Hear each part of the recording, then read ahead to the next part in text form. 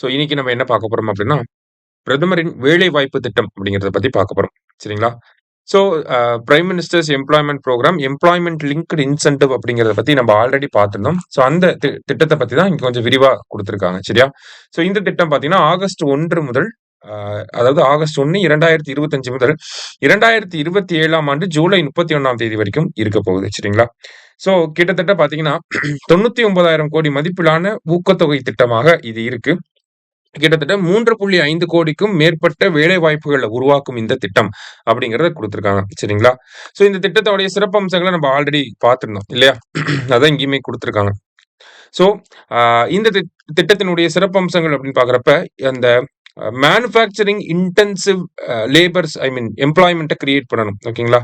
So உதாரணத்துக்கு பாத்தீங்கன்னா, உற்பத்தி துறைகள்ல வந்து பல வேலை வாய்ப்புகளை கிரியேட் பண்றது மூலியமா நமக்கு அதிக பேருக்கு வந்து வேலை வாய்ப்புகளை கொடுக்க முடியும். சரிங்களா? சோ ஒரு புதுசா ஒருத்தர் வந்து இபிஎஃப்ஓல ரிஜிஸ்டர் பண்ணி அதுக்கப்புறமா ஃபர்ஸ்ட் டைமா எம்ப்ளாய்மெண்ட்டுக்கு போறாரு அப்படின்னா, அவருக்கு வந்து ஒரு மாதத்துடைய சம்பளமாக கிட்டத்தட்ட ஒரு 15,000 ரூபாய் வந்து அவருக்கு ஊக்கத்தொகையாக வழங்கப்படும். அது 2 தவணைகளாக வந்து குடுக்குறாங்க. சரிங்களா?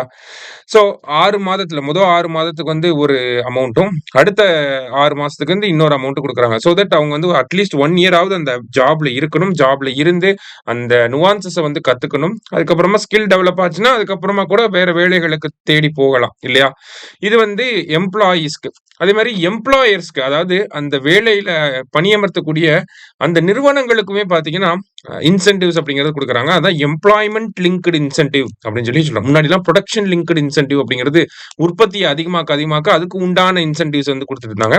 இப்போ அதுவே கொஞ்சம் மாத்தி நமக்கு எம்ப்ளாய்மென்ட் லிங்க்டு இன்சென்டிவ், வேலை வாய்ப்புகளை அதிகமா உருவாக்க ஒவ்வொரு வேலை வாய்ப்புக்குமே ரூ.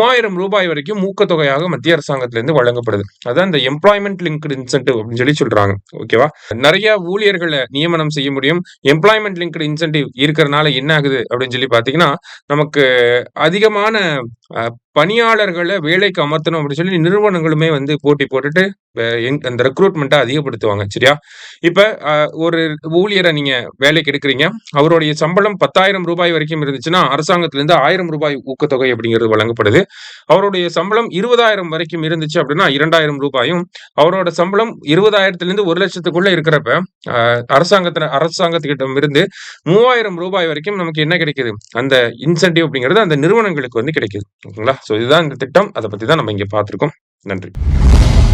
சுரேஷ் IAS அகாடமி, வெற்றியின் முகவரி.